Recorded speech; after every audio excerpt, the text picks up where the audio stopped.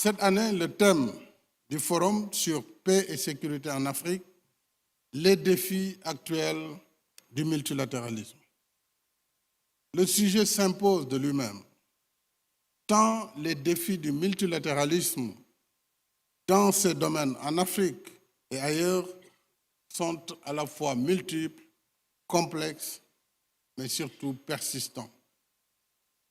Souvenons-nous que la première mission de maintien de la paix des Nations Unies, encore active à ce jour, remonte à 1948, avec l'Organisation des Nations Unies chargée de la surveillance de la trêve au Moyen-Orient. Cette mission, hélas, est encore active. Il y a eu, depuis lors, plus de 70 opérations de maintien de la paix, dont 13 en cours, parmi lesquelles 7 opèrent en Afrique. Il faut donc rendre hommage à l'action multilatérale, sans laquelle, bien sûr, le monde d'aujourd'hui aurait une autre configuration.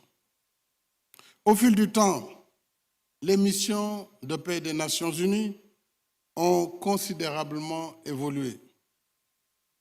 Elles ont acquis une vocation multidimensionnelle, contribuant à faciliter des processus électoraux, à reconstruire des systèmes judiciaires, aider au désarmement, à la démobilisation et à la réinsertion d'ex-soldats, protéger des civils et prendre en charge les besoins spécifiques des femmes, des enfants et des personnes âgées.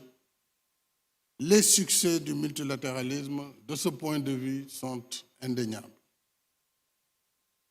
Mais ces défis le sont tout autant. La situation au Sahel en est un exemple emblématique. Et vous l'avez rappelé, Monsieur le Premier ministre, Monsieur le Président.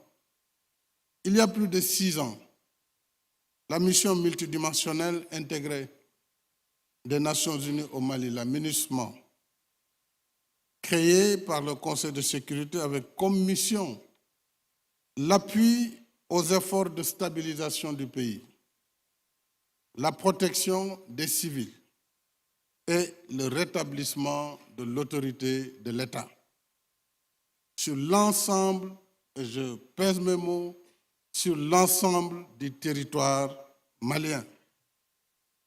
Telle était la lettre de mission de la MINUSMA.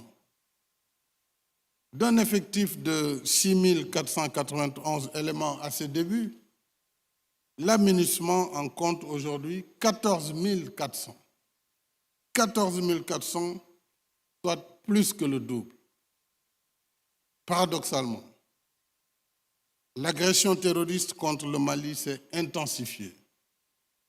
Et pire, le terrorisme étend son spectre ravageur à d'autres pays, on l'a vu au Burkina Faso, au Niger, charriant au quotidien des morts, des blessés, des réfugiés et des personnes déplacées.